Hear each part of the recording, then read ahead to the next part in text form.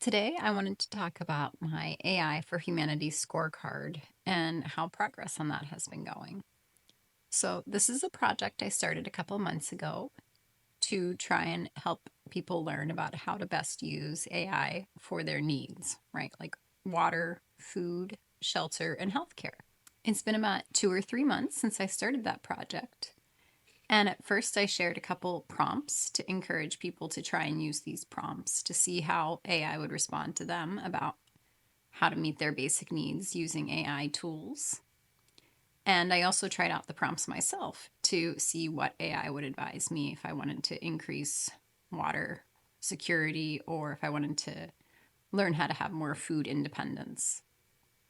And the answers I get when I ask AI how to do these sorts of things myself, well, for some reason, I frequently get responses that suggest I build apps, like iPhone apps or Android apps. Since I get so many suggestions to build apps for my AI tools that I'm using, like Gemini and Claude, I've tried it. I've built a couple apps. I built an orchard journaling app for mental health. I built a app about cleaning your house called How Pranked My House. I built an app about restoring old items in your community called Borrow This and Improve It, or Btaii for short.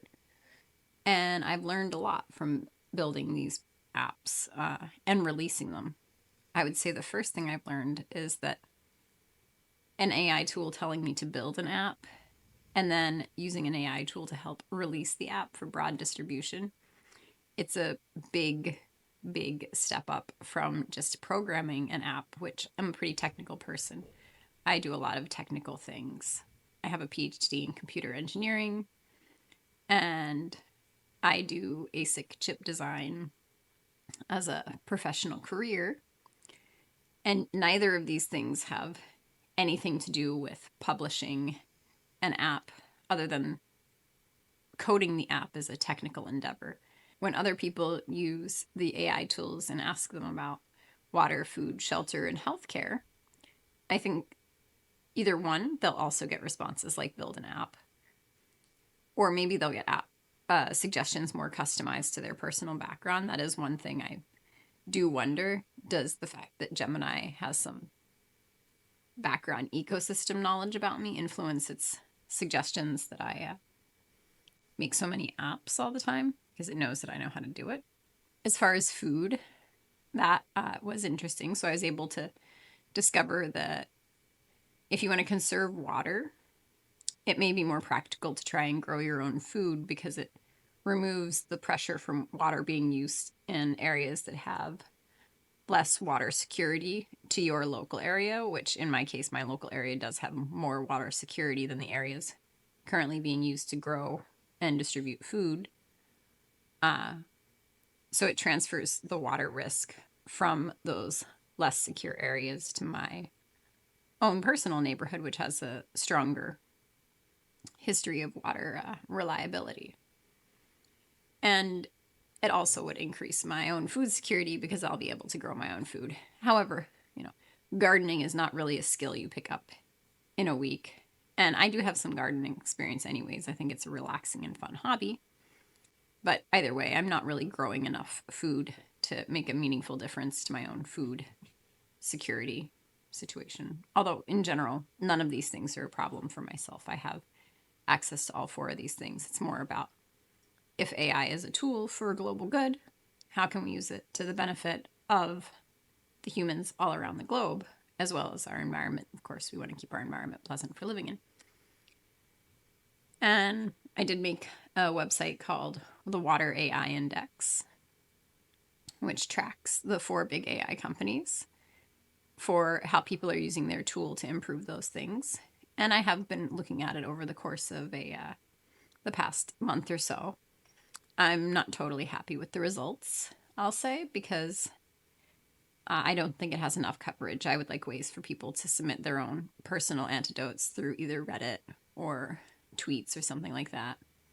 I think people personally responding to requests for how they're using AI for these things is more likely to be beneficial. The other thing that rabbit hole I fell down was that there is a lot of content about how to use your friendly AI tools like Claude and Gemini to make money. So, doesn't making money solve the problems of water, food, shelter, and healthcare, right? If everyone's able to make hundreds of thousands of dollars overnight with their AI tools, which seriously doubt because the AI tool suggestion for me was that I should make a Notion template.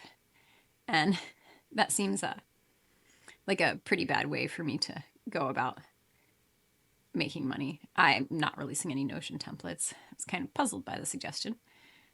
I thought at least it would tell me to use my PhD for something useful, like building low power chips or something like that. So, anyways, if the suggestions on how to make money are kind of silly, how good are the suggestions for the other things like water, food, shelter, and healthcare? Well, they might be kind of silly too, but the whole idea is that we're trying to use the tools to see how good they are so that we can tell the AI companies that are trying to encourage us to sign up for subscriptions and pay $10 every month. Once again, back to the money question. Money solves all the four basic needs of humans. Of course, if you need an AI subscription to access the tools to figure out how to make money to pay the AI subscription, you're in a bit of a circular loop there where you're making money and then spending the money back for the AI tool that tells you how to continue making money. Presumably with water, food, shelter, and healthcare, you won't need to continue the loop, though, of asking the AI tool about how to do these things. Or really, once you're making money, you should be pretty much independent and free of your friendly neighborhood AI tool as well. So, is this really a worthwhile experiment? I don't really know yet. I don't think I have enough information about how other people are getting results yet. And at the same time, I think my own results need a bit of help to understand them. Why are the suggestions so frequently to make apps? Is that because that's the only thing we have to do?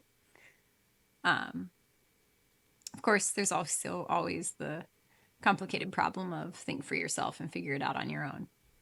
So that's always an option too. You may not need any AI tools at all.